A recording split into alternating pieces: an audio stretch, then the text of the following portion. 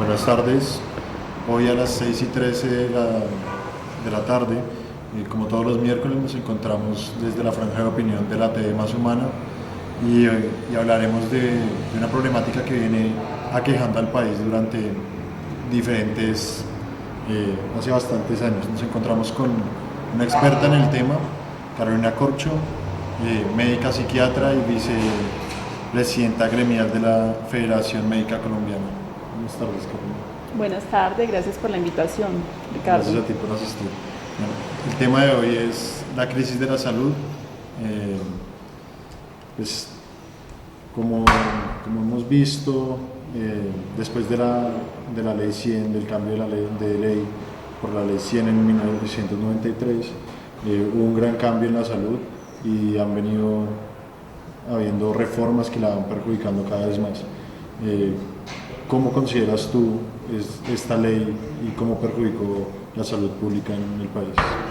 Bueno, muchas gracias. Lo primero que hay que decirle a la audiencia, como para entender qué significaba la ley 100, es que antes de la ley 100 los colombianos éramos atendidos por dos sistemas. Un sistema que eran los hospitales públicos, donde estaba el Hospital San Juan de Dios, la red de hospitales públicos del país, que eran hospitales para las poblaciones desfavorecidas y se atendían de manera gratuita bajo la lógica de la caridad, y la otra era para los trabajadores, donde existía el seguro social, que era un seguro público. Lo que hace la ley 100 es que rompe con un sistema público de salud que es considerado en el mundo. Los sistemas de salud más exitosos en el mundo son públicos. Un ejemplo es el sistema inglés.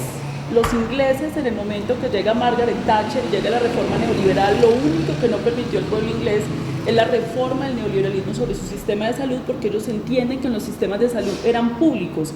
Lo que hizo la ley 100, en contra de toda la evidencia del funcionamiento de los sistemas de salud, fue privatizar el sistema de salud, privatizar la administración, digamos, y la prestación también de los servicios de salud. Ahora, la Constitución Política de 1991 permite que el prestador de servicio de salud sea privado, pero es muy clara en decir que quien lo administre debe ser el Estado. La ley 100 le entregó la administración de un derecho como la salud a actores privados, llamadas las empresas privadas, las EPS, empresas promotoras de salud de carácter privado, y digamos que ahí empezó toda la crisis que observamos hoy. Sí, pues con la excusa de que el Estado no era capaz de hacer un sistema de salud eficiente, fue la creación de la ley 100. ¿Consideras que el sistema actual es eficiente? Pues claro, ese fue el argumento que dijeron. El argumento fue: el Estado no es capaz de administrar el seguro social. Sin embargo, lo que estamos viendo hoy es que el sector privado menos. Hoy tenemos una de las crisis más profundas, digamos, en las últimas décadas en materia de salud, en manos del sector privado. Encontramos en salud que el sector privado es más corrupto. El ejemplo central es Saludcop. Saludcop en este momento tiene un fallo de la Contraloría General de la República por un desvío de 1.6 billones de pesos. Pero digamos, ¿cómo describimos en cifras la crisis de la salud hoy? Te voy a decir en cifras cuál fue la eficiencia del sector privado para monopolizar la administración en salud. Lo primero, hoy en Colombia, las EPS, que son las empresas que afilian a los ciudadanos y que tienen que contratar hospitales y clínicas para que usted lo atiendan, le deben a los hospitales 14 billones de pesos.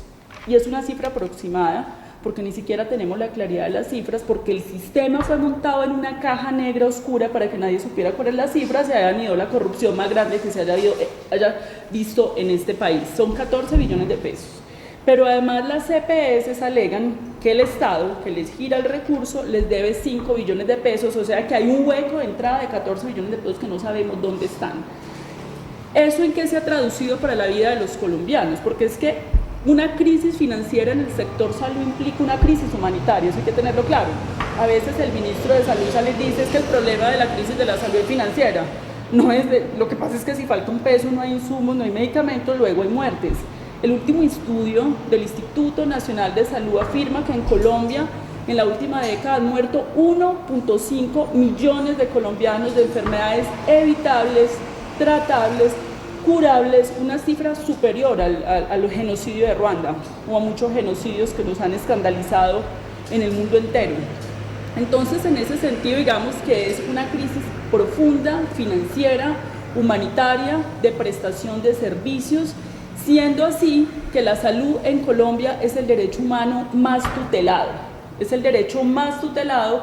La Defensoría del Pueblo afirma que en Colombia se ponen 119.000 tutelas al año tutelando el derecho a la salud. Y el 70% de esas tutelas son pidiendo medicamentos que tendría que dar el POS, que tendrían que dar las EPS, que están dentro del ordenamiento legal. Y eso es un subregistro. Es un subregistro porque la tutela es un mecanismo al que accede la clase media, al que puede acceder a una tutela, pero hay poblaciones lo suficientemente vulnerables que no acceden a una tutela y quedan privados del derecho a la salud. Entonces, finalmente, con la Ley 100 tenemos una crisis financiera profunda, compleja, una crisis humanitaria y un modelo que colapsó. ¿Cuándo se crean las IPS, que son los institutos estables de servicios, que son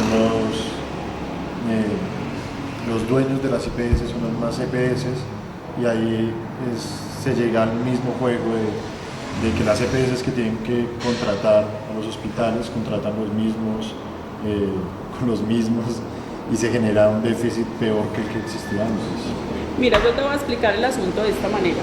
Nosotros tenemos las EPS. ¿De dónde se financia la salud? Y esto es muy importante que lo entienda la ciudadanía. De recursos del presupuesto de la nación y de recursos que aportamos los trabajadores, son recursos públicos. Es decir, si hay una institución, así sea privada, esa institución está manejando recursos públicos. Una clínica privada de la esquina está manejando recursos públicos. ¿Qué fue lo perverso acá? Esos recursos se le entregan a las EPS. Las EPS afilian a los ciudadanos y las EPS deben contratar sus prestadores de servicios, que pueden ser los hospitales públicos o las IPS o clínicas privadas. Lo que pasó fue que las EPS, con los recursos de los colombianos, este fue el caso de Saluco, eso hay que entenderlo muy bien, construyó sus propias clínicas y hospitales con los recursos de los colombianos y dijeron que era propiedad de ellos. Y empezaron a contratarse con las tarifas más altas. Entonces yo recibo la plata del Estado y yo me contrato a tarifas altas a mis propias clínicas, y eso es un negocio redondo. Salucop construyó 122 clínicas hospitales que son de los colombianos, porque lo construyó con recursos públicos de los colombianos. El único problema, la única caso de construcción de este tipo de Salucop, ¿o existen más EPS que...? Todas las EPS, digamos, tienen, esto se llama el fenómeno de la integración vertical, que esto es un cáncer del sistema de salud. Se supone que la ley dice que la integración vertical, es decir, la posibilidad de que tú te contrates a ti mismo en la prestación de servicios es del 30%, pero este negocio ha tenido, digamos que hayan aparecido unas mafias que han sabido manejar eso, y lo que han hecho es que consiguen NIDs de terceros, ponen a terceros, empiezan a crear otras empresas distintas que son ellos mismos, entonces ellos mismos se contratan, hacen toda la contratación con clínicas, con distintos NIDs, los proveedores los contratan ellos mismos, y ese fue el emporio de Salucop, que terminó con una defraudación al Estado colombiano de 1.6 billones de pesos. Y yo quiero que se entienda que cuando se desaparecen 1.6 billones de pesos de la salud, lo primero que se tiene que preguntar un colombiano es quién se murió, a quién le faltó el tratamiento, la quimioterapia, el medicamento, el cirujano, a qué trabajador, cuántos trabajadores no fueron pagos, cuántos trabajadores fueron pauperizados para que se robaran ese 1.6 billones de pesos. Y te estoy diciendo, Ricardo, que fueron 72 EPS, en este momento son menos, y esta es una investigación de 72 EPS. No sabemos de las otras EPS cuántos fueron los recursos que extrajeron del sistema de salud. ¿Qué organismo de control hace esta vigilancia? Se supone, eso lo hizo Sandra Morelli, razón por la que fue perseguida y en este momento está en el exilio. La Contraloría General de la República hace este estudio y lo muestra en el 2011, donde el presidente Juan Manuel Santos, con Vivian Morales y con Sandra Morelli, salen a la opinión pública a reconocer que hay una defraudación de las EPS. Hoy, ¿dónde está Carlos Gustavo Palacino, presidente de Salucop? Está libre, está en Miami. ¿Cuántas han sido las capturas de la Fiscalía General de la Nación por una defraudación? ¿Cuántos han sido los descargos penales? No sabemos. ¿Cuántos funcionarios del Estado colombiano ha destituido el Procurador General de la Nación? No se sabe. ¿Cuáles son las investigaciones? Acá hay una quiebra del Estado de Derecho porque se quebraron todos los controles regulatorios, judiciales, frente a este tema. Entonces, hoy no tenemos resultados judiciales. Tanto es que es conocido por la opinión pública que el exfiscal Montealegre era asesor jurídico de Carlos Gustavo Palacino, el presidente de Salucop, y en esa asesoría jurídica le pagaron aproximadamente 5.000 millones de pesos. Entonces dime cómo el fiscal general va a investigar a una empresa en la cual él participó. En este momento el presidente Juan Manuel Santos hace 3 días sale a la opinión pública pidiéndole a Néstor Humberto Martínez investigue lo de Salucop. ¿Por qué sale a hacer eso? Porque las altas cortes ya se han manifestado frente al caso de La Guajira y el caso del Chocó. La Corte Constitucional recientemente emite un auto, óigase bien, un auto que no dirige el Ministerio de Salud, sino directamente el presidente de la República, diciéndole resuelva la crisis humanitaria y la crisis sanitaria por el Hospital del Chocó, que está intervenido por el Gobierno Nacional hace 7 años. Y la Corte Suprema de Justicia le dice al presidente hace 4 días, señor presidente, ocúpese de resolver la crisis de las muertes de los niños de La Guajira. Frente a eso, el presidente de la República tiene que salir a decir algo y salió a decirle a Néstor Humberto Martínez, investigue Salucop, algo que ya tenemos esclarecido hace 5 años y que la justicia colombiana no resuelve. Bueno, vemos que para un panorama es bastante grave, no han habido respuesta a la justicia como en muchos otros casos más, pero ¿cómo es el aspecto del sistema público que, como ya lo hablábamos al comienzo, es tan eficiente en otros lugares del mundo y cómo se ha visto disminuido por esta contratación vertical que se dan las EPS? Bueno, hay una situación es que a partir de la Ley 100 empieza una liquidación de los hospitales públicos, porque en una de las reformas de la Ley 100, el Congreso de la República dictaminó que los hospitales son empresas sociales del Estado. ¿Qué significa eso? Que un hospital tiene que salir al mercado a competir, a vender servicios para poder sostenerse en el mercado. ¿Y a quién le vende? A las EPS. Y resulta que las EPS no contratan a los hospitales públicos con las mismas tarifas porque se están contratando a sí mismas con sus IPS, están contratando a las clínicas privadas, pero además si los contratan por tarifas más bajas, entonces los quiebran. Es un mercado ineficiente porque el hospital público, por ser público, evidentemente tiene unos requerimientos de las CIAs mayores, tiene que tener plantas, tiene unos requerimientos legales más exigentes, pero lo tiran a competir al mercado. Está compitiendo en el mercado. Entonces, ¿qué dice el gobierno? Son ineficientes. El gobierno le puso las condiciones para que se quebrara, como ocurre aquí con las empresas de energía, como ha ocurrido con los servicios públicos o las empresas del Estado que prestan servicios públicos, les pone las condiciones legales para que sean quebrados, luego alega ineficiencia, lo liquida y se los entrega al sector privado y no garantiza el derecho a la salud. Bueno, siendo las 6:26, vamos a la primera pausa del programa de hoy y seguimos con más análisis de la crisis de la salud en Colombia. Es muy fácil romper y destruir. Los héroes son aquellos que hacen la paz y construyen. Nadie nace odiando a otra persona por el color de su piel, su origen o su religión. La gente tiene que aprender a odiar, y si ellos pueden aprender a odiar, también se les puede enseñar a amar. El amor llega más naturalmente al corazón humano que su contrario. Nelson Mandela, líder y expresidente sudafricano, pasó 27 años en prisión. Su lucha inalcanzable contra el racismo, la justicia y la libertad lo convierten en un ser admirado a nivel mundial. Se dedicó a la caridad y al servicio de la humanidad. Recibió más de 250 premios y reconocimientos, entre ellos el Premio Nobel de la Paz en 1993. Fallece a los 95 años el 5 de diciembre de 2013, dejando al mundo su legado y gran sabiduría. Es el momento de crecer, busquemos la felicidad. Toma mi mano y caminemos por la paz.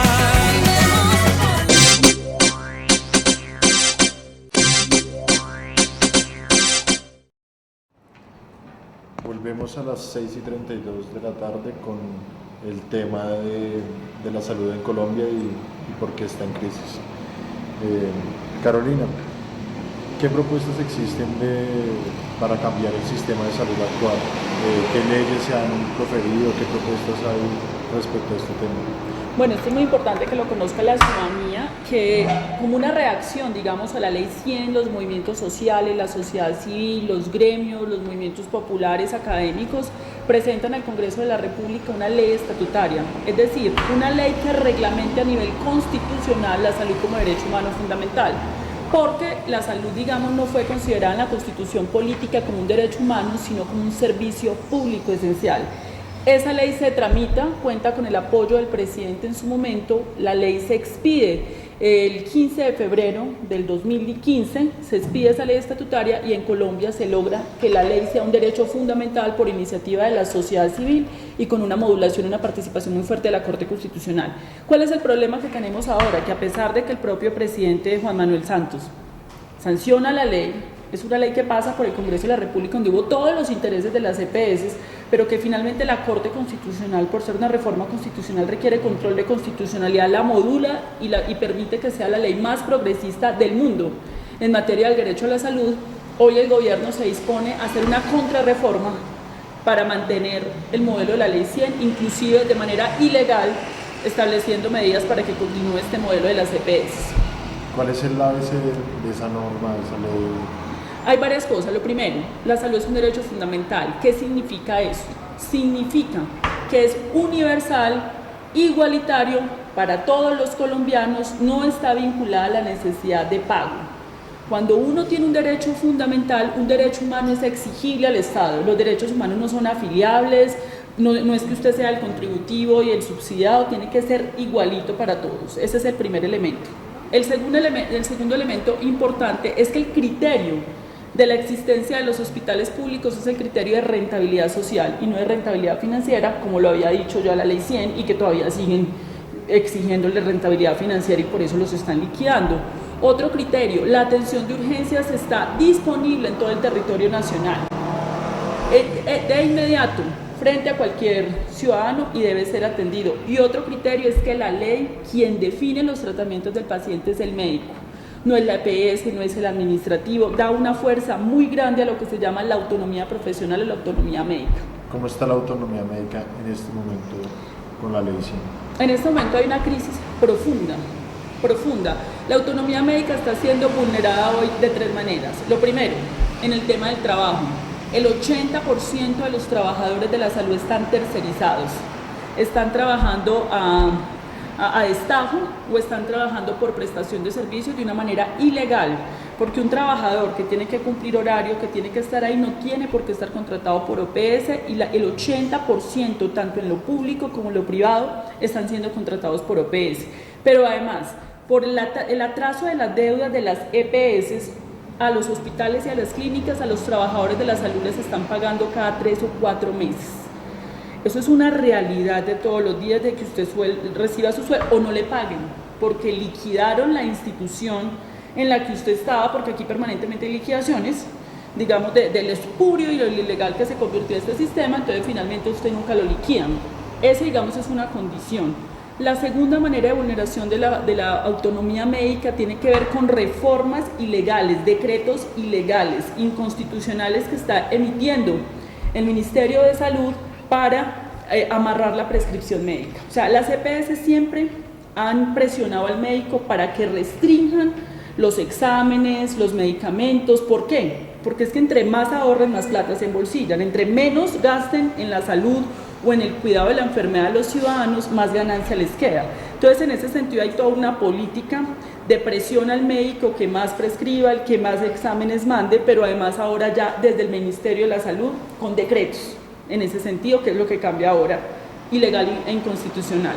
Y el tercer elemento es lo que pasó recientemente, y es un fallo desafortunado de la Corte Suprema de Justicia contra un médico, donde le da 1 año de cárcel y le pone una multa de 4.700 millones de pesos por una demanda de una paciente, dado que él es un médico patólogo y él tiene que leer una filmina para determinar si ella tiene cáncer o no, en un cáncer de dificilísimo diagnóstico.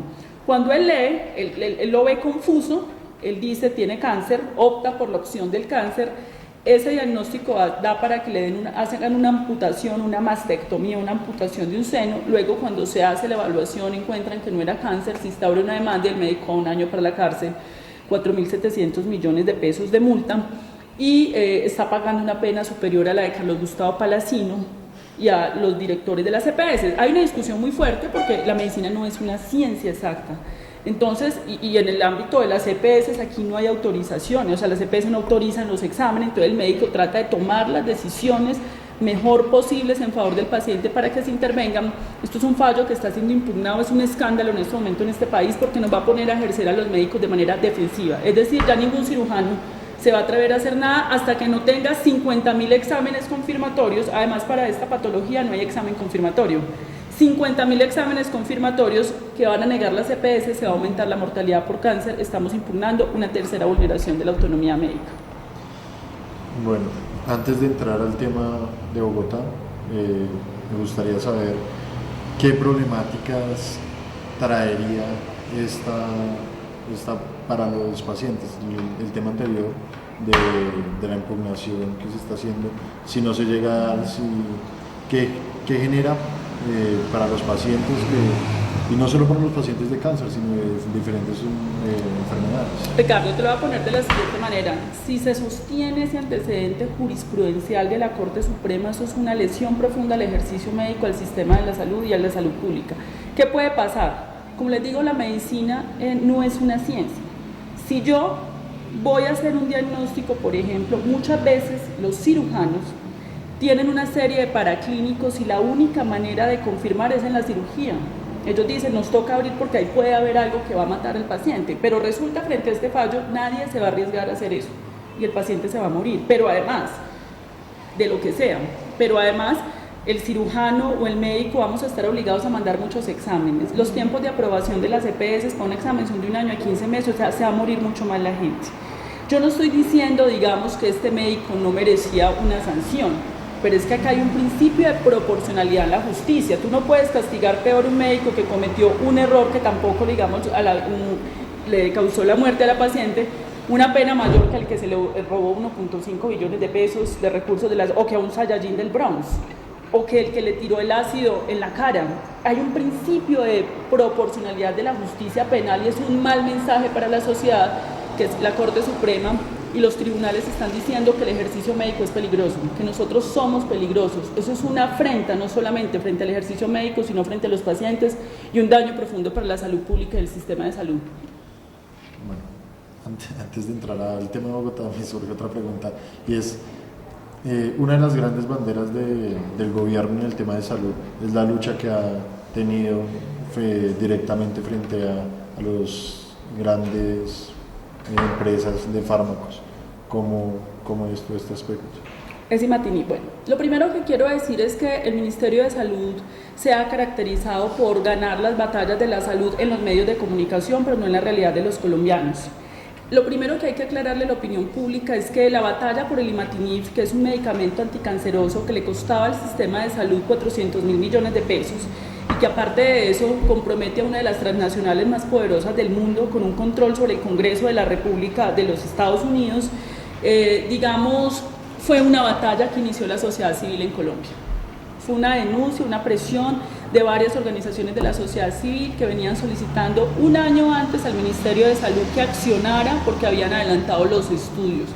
El Ministerio de Salud recoge eso, inicia esa batalla, empiezan las presiones del Congreso de la República diciendo que si el gobierno colombiano declaraba el Imatinib como un medicamento de interés nacional, respetando y defendiendo su soberanía, iban a impedir las cooperaciones internacionales de los Estados Unidos para el tema del proceso de paz y el posacuerdo. Pues finalmente el gobierno cedió. Eso fue lo que no le contaron a los medios, porque a los medios de comunicación lo que le dijeron era la batalla, pero lo que no dijeron fue que finalmente el ministro de Salud terminó firmando un decreto, una resolución inocua que no resolvió el problema de fondo. Eso es lo primero, pero lo segundo es que la política, Colombia tiene los medicamentos más costosos del mundo, porque un gobierno anterior, en el gobierno de Álvaro Uribe, se decidió desregular el precio de los medicamentos. Y esto es uno de 14.000. Es decir, demasiada prensa para un avance que finalmente no se logra concretar. Entonces, queremos que el gobierno nacional gane las batallas en los hospitales, con los niños, con la gente y no en los medios como lo ha venido haciendo. Bueno, siendo las 6:43 de la tarde, vamos a nuestra segunda pausa y volvemos enfocándonos ya en el problema de salud en Bogotá. Televisión más humana.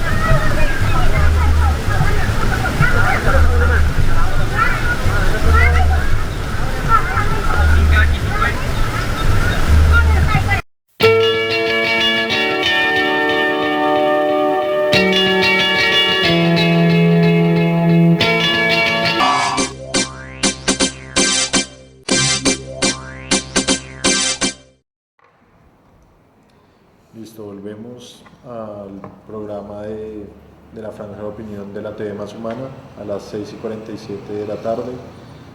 Carolina, ya enfocándonos en Bogotá, ¿cómo es el panorama actual de la salud en Bogotá?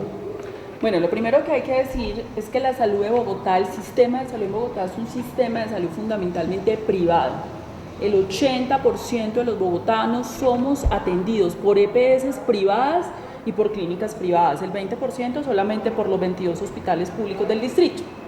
En ese sentido, cuando el doctor Enrique Peñalosa se posesiona, lo primero que hace es decir que hay una crisis de la salud en Bogotá y se la atribuye a los 22 hospitales públicos, que es lo que siempre hacen para privatizarlos. Es decir, lo que no esté funcionando en materia de salud en Bogotá tiene que atribuirse al sector privado, que es el que mayoritariamente asume la salud en Bogotá.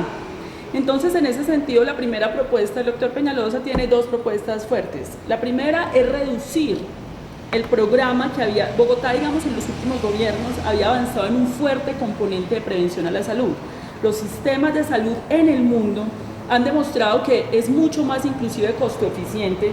Desde el punto de vista financiero, pues al neoliberalismo le preocupa mucho el tema de la sostenibilidad fiscal, pues a ellos que les preocupa tanto, desde el punto de vista financiero, un sistema de salud que detecta el cáncer a tiempo, que previene la enfermedad, que evita que usted llegue a una diálisis, es un sistema desde el punto de vista financiero, en los términos de ello, más eficiente, pero también desde el punto de vista de la calidad de vida, los indicadores de salud pública, se reducen en los modelos preventivos. Bogotá había avanzado hacia eso, hasta el punto que se creó un programa que empezó como Salud a su Casa, luego en el último gobierno era Territorio Saludable, donde llegaron a haber 9.000 funcionarios del sector salud en los barrios, localidades, con las comunidades, espacio público, colegio, en las calles, haciendo actividades de detección temprana, promoción, canalización, atención de los niños, y donde hubo unos indicadores reconocidos por la Organización Panamericana de la Salud.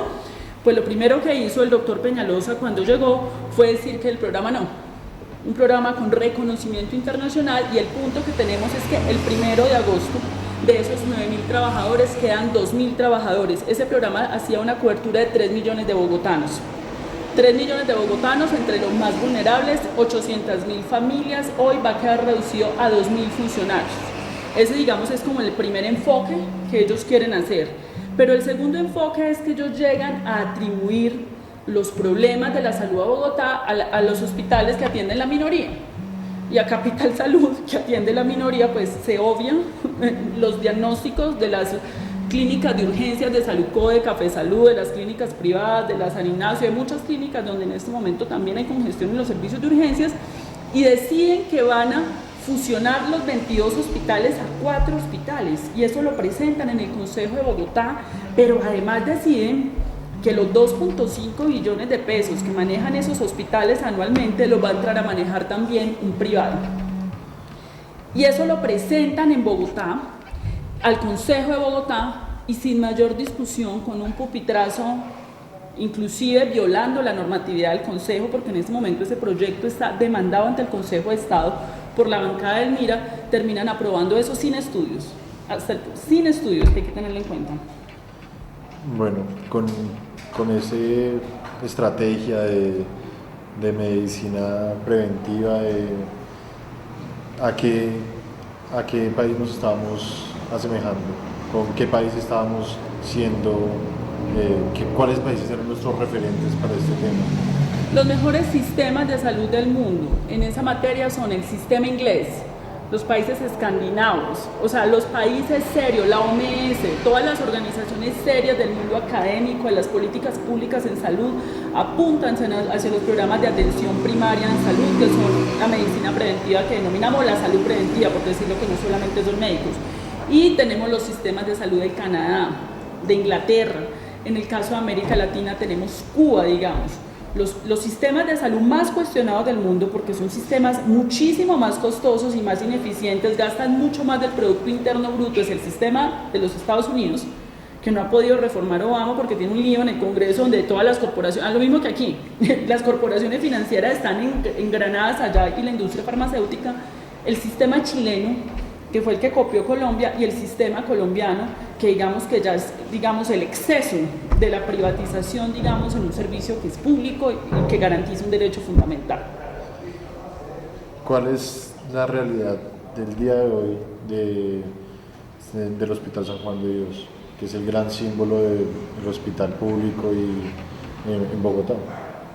Bueno, la realidad del Hospital San Juan de Dios es que a la terminación, digamos, de la administración anterior, que debo decir, la administración anterior se atrasó en las obras, digamos, se atrasó en las obras porque, digamos, si se preveía que iba a venir un gobierno que no iba a luchar por ese hospital, porque eso no está dentro de los intereses ni las prioridades de un gobierno de ese orden, tendría que haber unos avances mucho más rápidos del anterior gobierno distrital. Obviamente hubo muchos obstáculos, ahí estuvo el gobierno nacional bajo distintas perspectivas, atravesado, obstruyendo la venta, la compra de los terrenos, Cundinamarca, la complejidad, digamos, del San Juan de Dios, pero se dejó, digamos, contratada las obras para hacer la apertura de los servicios de urgencias, de consulta externa con la Universidad Nacional, que es históricamente, y se dejó un plan de especial de manejo y protección, es decir, un estudio con fuerza de ley que exige la Constitución Política y que exige la ley aprobado por el Ministerio de Cultura de cómo debería ser la apertura del San Juan de Dios y todo su proyecto de recuperación desde el punto de vista arquitectónico, desde el punto de vista de los monumentos nacionales, desde el punto de vista museológico, de salud pública. Pues en este momento, digamos, no hay claridad. Eso se ha suspendido. Está suspendido, digamos, esos proyectos. Volviendo al tema de Capital Salud, ¿qué pasó con Capital Salud? ¿Quién lo maneja? ¿Quién administra Capital Salud? ¿Qué tanto porcentaje es del distrito y qué tanto porcentaje es de privados? Bueno, lo primero que hay que entender es que Capital Salud fue una decisión de uno de los gobiernos distritales de competir en el mercado de las EPS. Entonces creamos una EPS con un 51% de presupuesto del distrito y un 49% de un privado que era Salud Total, pero ahí cometieron un error que no puede cometer en salud. Las empresas de energía de Bogotá se manejan bajo la lógica del distrito y el privado, pero gerencia el privado para contener la corrupción del público. Entonces dijeron que Capital Salud iba a operar el mismo modelo, que gerencia el privado para contener la corrupción del público. Es que el privado resultó ser más corrupto, lo que terminó haciendo fue integración vertical con su propia red. Empezó haciendo, digamos, lo que nosotros llamamos desgreño administrativo, y en el marco del modelo las EPS también han fracasado. Es que hay que explicarle a la gente, porque cuando salen a decir, no, lo que pasa es que tenemos una Capital Salud en déficit, es que en déficit están todas las EPS porque el modelo colapsó. esto no es un problema de voluntarismo. Yo puedo poner el mejor gerente en Capital Salud, no funciona porque lo que está colapsado es el modelo. En este momento la Superintendencia de Salud acaba de emitir una circular diciendo que las EPS tienen un déficit de 5.3 billones de pesos y la mayoría de las EPS no cumplen con rangos de solvencia financiera para funcionar, están funcionando de manera ilegal, sin los recursos que necesitan para cubrir la salud. En esas también está Capital Salud, pero hubiera sido Capital Salud, póngala donde quiera, póngala en Nariño, en Medellín, se quiebra igual porque el modelo es el que está quebrado. Entonces, además de que cayeron nuevamente en el error de que el privado no es corrupto, es mejor administrador, mira, esa teoría se desfondó en la salud. Hay suficiente evidencia que esa teoría ya no funciona. Bueno, otro tema de la crisis y del declive del modelo de salud que se aplica en Colombia y en Bogotá es la parte laboral. ¿Cómo está la parte laboral en Bogotá? Bueno, entonces lo que te quiero decir son varios asuntos y esto viene también, digamos, desde antes.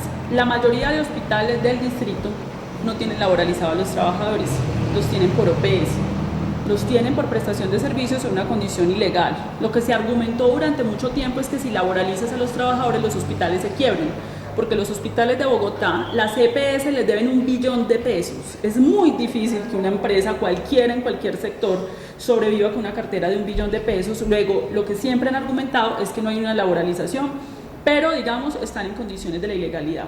Pero todo eso empeora cuando el doctor Enrique Peñalosa en el Consejo de Bogotá presenta una propuesta de fusión de hospitales. Lo primero que tenía que haber exigido el Consejo de Bogotá para poder aceptar esa fusión de hospitales al doctor Enrique Peñalosa es que cumpliera con la ley y aprovechar en la fusión el cumplimiento de las plantas de personal, las garantías de los trabajadores. Es decir, las fusiones de los hospitales están aceptadas, pero lo más delicado, el recurso, el capital más importante de la salud es el capital humano. Eso tenía que haberlo garantizado el Consejo de Bogotá en la representación que tiene de los ciudadanos y los trabajadores. Pues no lo garantizaron. Entonces lo que nos están diciendo a nosotros ahora la administración distrital, 5 meses después de que pupitriaron un proyecto de ley para fusionar hospitales, esto no estoy diciendo que escape a lo privado, pero es que lo público tiene que ser mucho más responsable en Consejo de Bogotá en la exigencia del cumplimiento de la ley con los trabajadores que lo privado. También tiene que hacerlo lo privado, porque el problema también es en lo privado y a nivel nacional. 5 meses después dicen que van a iniciar los estudios para definir los honorarios de médicos, enfermeras, porque además en la fusión rebajaron los honorarios. Entonces, cuando uno hace una fusión legalmente, tú tienes que regular los honorarios por el que más gana, tienes que mejorarle las condiciones a los trabajadores. Entonces, dicen apenas que van a hacer estudios y en este momento están en unas condiciones de absoluta ilegalidad, y ellos lo saben, porque el derecho laboral en Colombia es muy claro y es muy exigente con el sector salud. Pero además hubo un nuevo elemento que apareció aquí en Bogotá, que también se lo inventaron ahorita hace poquito, y es que ya en los contratos de los médicos les están poniendo una cláusula que lo que la EPS no le pague al hospital por lo que el médico haga, el médico lo asume. Es decir, el médico va a asumir la ineficiencia administrativa del modelo y el cobro de los hospitales a las EPS. Eso es un exabrupto, eso es una violación del derecho al trabajo, de los derechos humanos, eso es inaceptable. Por eso nosotros llamamos a los trabajadores de Bogotá que no firmaran esos contratos con cláusulas ilegales en este país, y que si en el resto del país se está presentando eso, nadie tiene por qué firmar un contrato de eso. Hablando de cláusulas, hace unos días me enteré de que había una cláusula que censuraba a los médicos para poder expresar estas inconformidades sobre el sistema de salud en Bogotá. ¿Cómo es ese tema? Tenemos el caso de 2 médicos que lideraron plantones, porque han habido una oleada de plantones en Bogotá donde la respuesta de la administración ha sido mandar el SMAT. Allá donde hay que mandar médicos, donde hay que mandar trabajos, insumos, medicamentos, mandan el SMAT.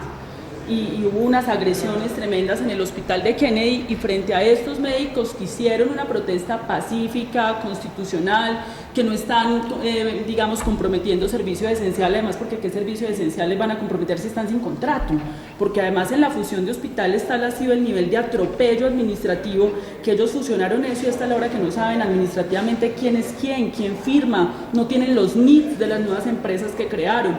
Tú no puedes hacer una reforma en el sector salud de esa manera, porque si tú dejas un día sin contratar el que da los medicamentos, se muere la gente, te quedas sin insumos. Entonces esta es la situación que están viviendo. Pues obviamente han habido unas protestas masivas en toda Bogotá en el sector salud, que ha respondido el señor alcalde mayor con el ESMAD, pero aparte de eso ya expulsaron los médicos. Entonces las represalias además son la persecución frente a aquellos que están defendiendo los derechos que tendría que estar defendiendo el secretario de salud y el alcalde mayor que representa a los ciudadanos, es quien debería estar defendiendo los derechos. Pero la respuesta es la expulsión de los médicos y las amenazas. Bueno, nos escriben que cómo podemos entender toda esta situación referente a la ley estatutaria que hablábamos anteriormente. ¿Por qué está pasando esto? Bueno, lo que está pasando aquí es que el gobierno nacional quiere hacer una arremetida contra la ley estatutaria. Hacer una arremetida contra la ley estatutaria significa hacer una arremetida contra el orden constitucional. En ese sentido, ustedes entenderán por qué la Corte Suprema de Justicia se dirige al presidente de la República pidiéndole resuelva el tema de La Guajira. Se dirige al presidente de la República, resuelva el tema del Chocó. Uno de los temas que puede generar choque de trenes en este país es el tema de la salud, porque ha habido una posición muy clara, sobre todo de la Corte Constitucional, con una jurisprudencia considerada la más progresista del mundo, y si hoy hemos ganado los colombianos algo es gracias a la Corte Constitucional, mediante las tutelas, los jueces, los fallos, digamos, ese tema. Entonces, en ese proceso de contrarreforma del gobierno nacional para obviar ese nuevo orden constitucional que ganamos los colombianos con una propuesta de los movimientos sociales en Colombia y la ciudadanía, la punta de lanza es Bogotá. Ese modelo, el pilotaje es Bogotá. Y su secretario de salud, que era el director de aseguramiento del Ministerio de Salud, que es el pivote de la Ley 100, no es un ideólogo de la Ley 100, él cree en la Ley 100, viene a decir vamos a hacer funcionar en Bogotá ese nuevo modelo que se llama el modelo de atención integral en salud, se llama País, no importa el nombre, es un modelo contrarreformista de la Ley estatutaria del orden constitucional para implementarlo en Bogotá, fallido, porque además van a insistir en algo que es fallido. O sea, la Ley 100 tiene todos los ejemplos que tú quieras en este país de que falló. En Barranquilla, te doy un ejemplo. En Barranquilla hace 7 años, en el 2005, cogieron los hospitales públicos, decidieron fusionarlos, los terminaron liquidando, privatizaron esos hospitales, hicieron el sistema privado como quiere Peñalosa y fracasó. Hoy no saben qué hacer con eso. En Medellín, crearon una EPS similar a la de Capital Salud, crearon Sabia Salud, se asociaron, estuvieron felices, el gobierno apoyó, se quebró. O sea, el modelo es fallido. Entonces ellos quieren resucitar en Bogotá un modelo contrarreformista que viene del gobierno nacional. Bueno, uno de los grandes problemas más mediáticos en los últimos días, en los últimos meses, ha sido la problemática de las ambulancias. ¿Qué está pasando con las ambulancias en Bogotá? Bueno, te voy a hablar. Digamos que las ambulancias legalmente, quien tiene que hacer la cobertura y responder por la atención de las ambulancias son las EPS, y en eso tiene razón el secretario de Salud.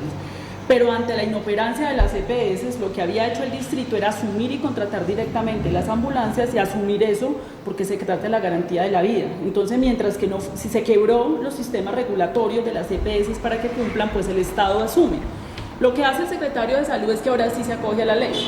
Ahora sí somos legalistas y las ambulancias las tiene que asumir las EPS, entonces corta las ambulancias, baja de 200 ambulancias a menos de 80, menos de 70 ambulancias, sin ninguna transición, sin avisarle a la población, y pues lo que hemos tenido son muertes de personas esperando ambulancias por un tránsito abrupto que hacen, donde retiran un servicio público que tiene que ver con la vida de los ciudadanos sin dar ninguna explicación por acogerse a la ley, cuando en otros temas sí no se acogen a la ley, como es el tema laboral y como es la ley estatutaria. ¿Qué organismo controla el funcionamiento de las ambulancias? En este momento tenemos el DUES, que es una dirección de urgencias que está en este momento dependiendo de la Secretaría de Salud de Bogotá, que tiene que controlar todo el sistema de urgencias, emergencias, atención prehospitalaria. Ahora, Ricardo, te digo entre otras cosas, allá también en el Consejo aparecieron en el plan de desarrollo con un artículo para privatizar eso. O sea, privatizar el sistema de urgencias, de emergencias de una ciudad, eso no tiene antecedente en el mundo, porque el Estado tiene que tener la posibilidad de reaccionar ante un terremoto. Entonces, si viene un terremoto, tú llamando al privado, ¿cuánto le tengo que pagar? Si este es pobre, que si la señora era rico, por Dios. Eso no se les ocurre, sino, o sea, es una cosa aberrante, aberrante. Afortunadamente, el Consejo de Bogotá que ya le había pupitreado al doctor Peñalosa y está viendo ya las consecuencias de las decisiones que tomaron equivocadas, que yo creo que le tienen que rendir también a la ciudadanía porque hicieron eso. Hoy en este momento varios concejales están diciendo que están arrepentidos de haberle votado eso al doctor Enrique Peñalosa. Afortunadamente el Consejo reaccionó y le retiraron ese artículo al doctor Peñalosa.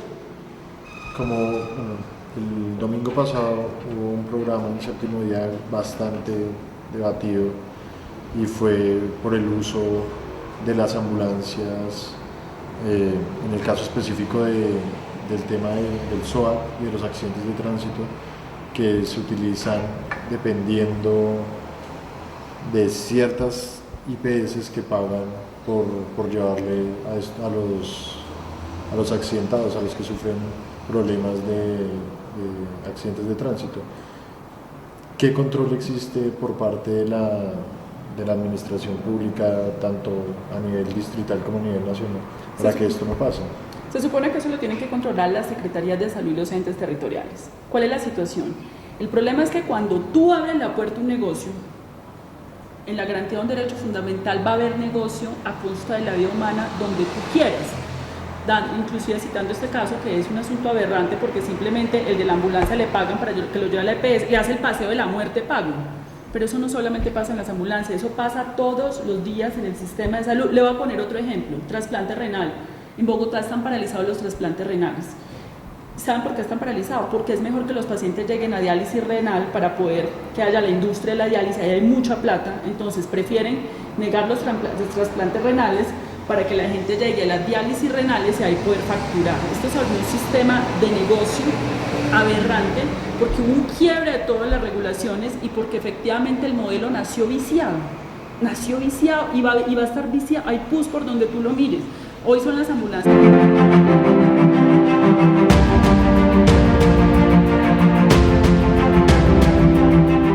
Esta semana, en el país donde se le mete un huevo a la arepa, se firma Pacto Global para la Erradicación de la Violencia Infantil.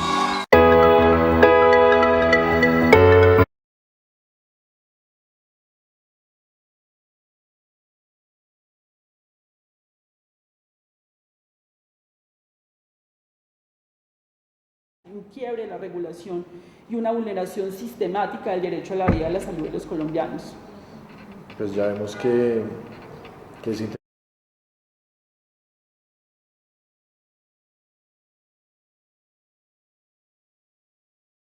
estatutaria que ya habíamos mencionado. Nosotros como sociedad civil ya hemos La ley instaurado... estatutaria, considerándola como la solución al modelo de salud.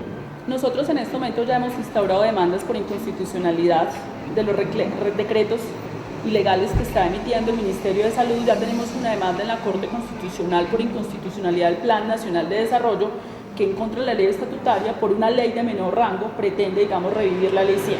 Entonces eso es una vía, pero además nosotros tenemos propuestas de reformas estructurales del sistema de salud y aquí voy a hacer un acote antes de terminar, Ricardo, porque yo creo que es muy importante. Nosotros vamos a hacer un llamado al sector salud a que vote sí al plebiscito. ¿Y por qué es del sector salud y qué tiene que ver el plebiscito? Porque para nosotros el plebiscito, ¿qué significa en estas circunstancias? No significa, digamos, ese tema de la paz de Santos, pues que nosotros con el doctor Santos tenemos todas las diferencias del mundo porque nos ha perjudicado, ni mucho menos con las FARC, sino que nosotros sí necesitamos por la vía de ese plebiscito que se abra la esperanza hacia una reforma política que centrifugue las fuerzas políticas del país, que permita que el Congreso de la República ingrese nuevas fuerzas políticas más democráticas, porque en las condiciones actuales que tenemos hoy nosotros no podemos hacer una reforma a la salud, porque el Congreso de la República está atravesado por los intereses corporativos de las EPS, de las transnacionales que han cooptado la salud, que maneja 40 billones de pesos al año. Luego nosotros estamos invitando desde el sector salud, los movimientos sociales, los gremios a votar sí al plebiscito como una esperanza de democratizar el país, a ver si nosotros logramos en esa democratización del país presentar una reforma estructural que desarrolle la ley estatutaria, digamos, como elemento central. ¿Qué sigue para los movimientos sociales inmediatamente para buscar una solución inmediata a esta problemática? Como te digo, nosotros ya estamos construyendo unas propuestas, nosotros vamos a tener propuestas porque ante la apertura democrática que nosotros esperamos que haya en este país, cuando la paz sea reafirmada en el sí, que nosotros vamos a acompañar y vamos a convocar a todas las personas a que voten el sí, cuando haya esa apertura, nosotros vamos a tener respuestas. En este momento estamos emprendiendo 3 acciones. Acciones legales de demandas por inconstitucionalidad de la Ley 100 frente al orden constitucional de este país. Lo segundo es la movilización, la organización sindical, los médicos, las enfermeras, los estamos invitando a que se sindicalicen, que se organicen, que recuperemos el trabajador, que defiendan sus derechos, porque el punto de quiebre que tiene este modelo de negocio es el trabajador, por eso tuvieron que tercerizarlo para poder que entraran los negociantes. Ese es el punto de quiebre y ese, digamos, es el segundo. Y lo tercero, pues evidentemente nos estamos manifestando. Mañana mismo en Bogotá va a haber plantones en la Plaza de Bolívar, todos los días, todas las semanas han habido plantones y manifestaciones en los hospitales, pero también estamos construyendo una propuesta de reforma y nosotros tenemos la capacidad técnica en la sociedad civil, la capacidad política de llamar a la sociedad colombiana a un pacto social y político alrededor de una propuesta seria, bien fundamentada, viable, no inviable como lo que está proponiendo el Ministerio de Salud o la Alcaldía de Bogotá para poder reformar el sistema de salud en Colombia y hacer compatible el orden constitucional con la estructura del sistema de salud. Carolina, ya para terminar, me gustaría que mandaras un mensaje, pero no a los médicos, sino a los usuarios para buscar un cambio del sistema actual. Bueno, lo primero que hay que decirle a la ciudadanía es que el problema de la salud no es un problema de los trabajadores, no es un problema de los médicos, es un problema de la sociedad en su conjunto. Hay un solo sistema en el que usted puede estar seguro, con el que usted va a tener contacto en algún momento de su vida, o cuando nació, o cuando se muere, o cuando se enfermó. Todos los ciudadanos en algún momento de la vida van a tener contacto con el sistema de salud. Por lo tanto, esto es una lucha, digamos, de la sociedad colombiana en su conjunto, es una lucha del Estado Social de Derecho. Y para darles ánimo, digamos, gracias a esa lucha que cada ciudadano ha dado con la tutela, hoy en Colombia tenemos la jurisprudencia, la constitución más progresista del mundo en materia del derecho a la salud. Pero como le decía Bolívar a Santander, aquí hay muchas leyes y pocos sujetos políticos que las hagan cumplir. Entonces lo que tenemos que hacer es hacer cumplir la ley. Tenemos las herramientas de la tutela y entender que la salud no es solamente el sistema de salud, sino los determinantes sociales de la salud, la movilidad, el medio ambiente, digamos que es el centro de la lucha por la democratización de la sociedad colombiana. Carolina, muchísimas gracias por acompañarnos acá en la franja de opinión de la TV Más Humana. Esperamos poder contar contigo en una próxima oportunidad para seguir debatiendo el tema del sistema de salud actual en el país y en Bogotá. Y muchas gracias a todos los que nos siguieron hoy en esta franja de opinión y los invitamos a que nos sintonicen el próximo viernes a la misma hora, 6 de la tarde.